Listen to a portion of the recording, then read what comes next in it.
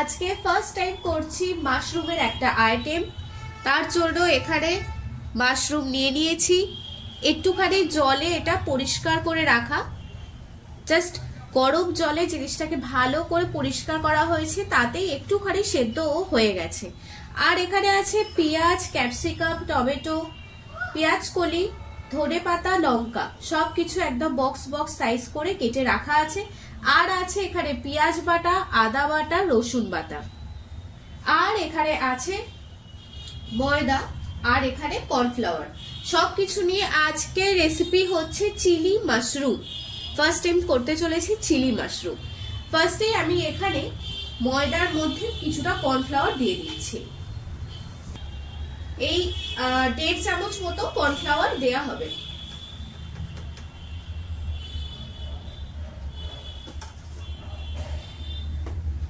এবার এই মাশরুমগুলো যেহেতু এত বড় বড় পিস মতো রাখা আছে, এই যে এরকম একদম গোটা গোটা মাশরুম যেহেতু রাখা আছে, এটাকে একটু ছোট ছোট করে পিস করে নিচ্ছে। এই যে একটা একটা করে এরকম করে পিস করে নেব। অনেক বড় বড় মাশরুম আছে এখানে রাখা। মাশরুমটা এরকম ছোট ছোট করে পিস করে নিয়ে নিয়েছি। এই যে এরকম সাইজের মতো পিস করা। এই ব্যাটারটার মধ্যে এবার দিয়ে দিচ্ছি নুন সামান্য, ময়দা, অ্যারারুট আর নুন। এবার মাখিয়ে নেব।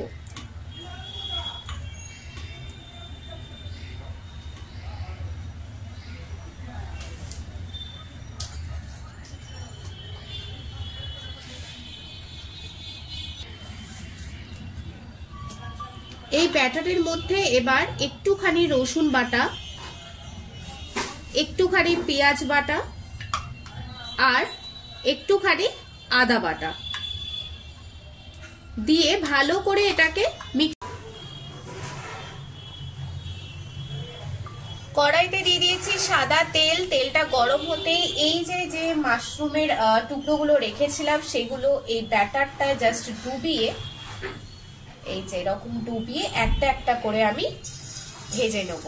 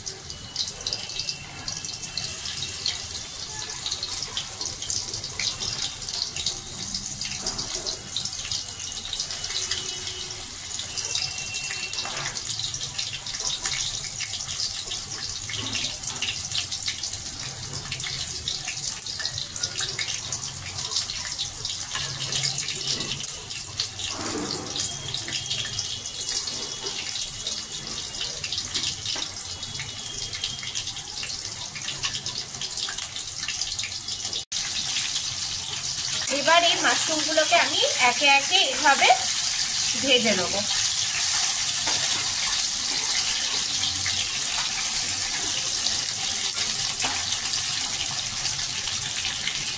একে একে পেঁয়াজ কুচি,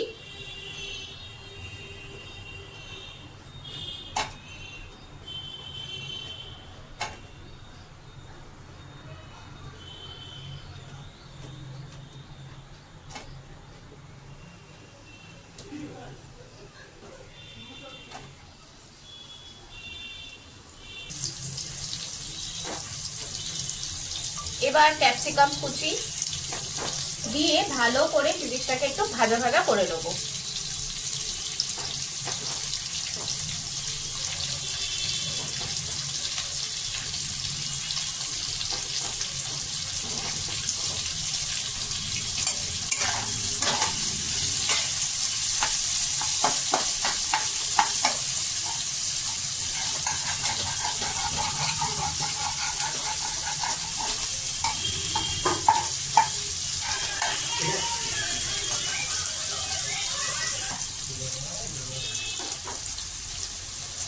এবার এর মধ্যে দিয়ে দিচ্ছি পেঁয়াজ বাটা, আদা বাটা আর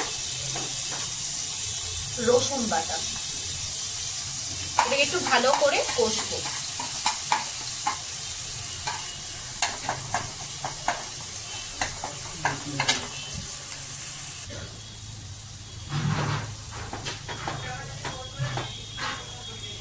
এর সাথে দিয়ে দিচ্ছি এবার টমেটো কুচি আর এই পেঁয়াজ কলি টুকরোগুলো এরকম ছোট ছোট করে কাটা।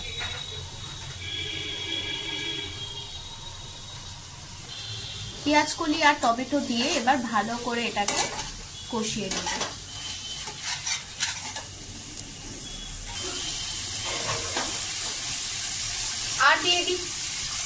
আর দিয়ে দিচ্ছি লঙ্কা কুচো।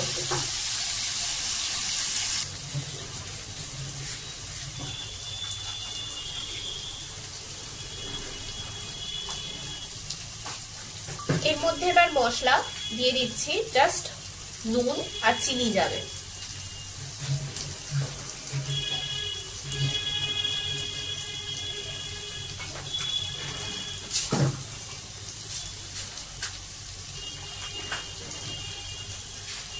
দিচ্ছি চিনি।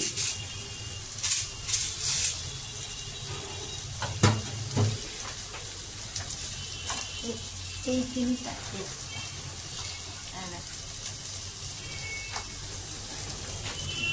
এবার দিচ্ছি লঙ্কা গুঁড়ো।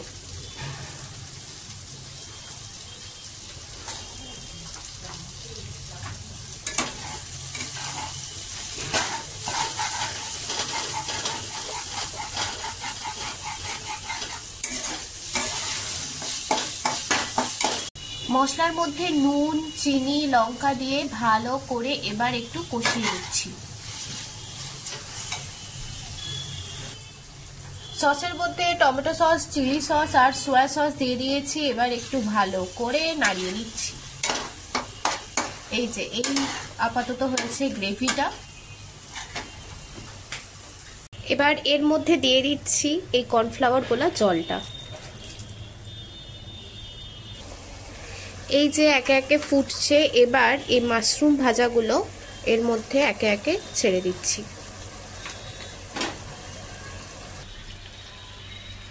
এই যে ড্রাই চিলি মাশরুম একদম রেডি। এটাতে আর জল দেবো না, এরকম ড্রাই ড্রাই থাকবে। এর ওপর থেকে জাস্ট গার্নিশ করে দিচ্ছি এই ধনেপাতা আর স্প্রিং অনিয়ন ছড়িয়ে।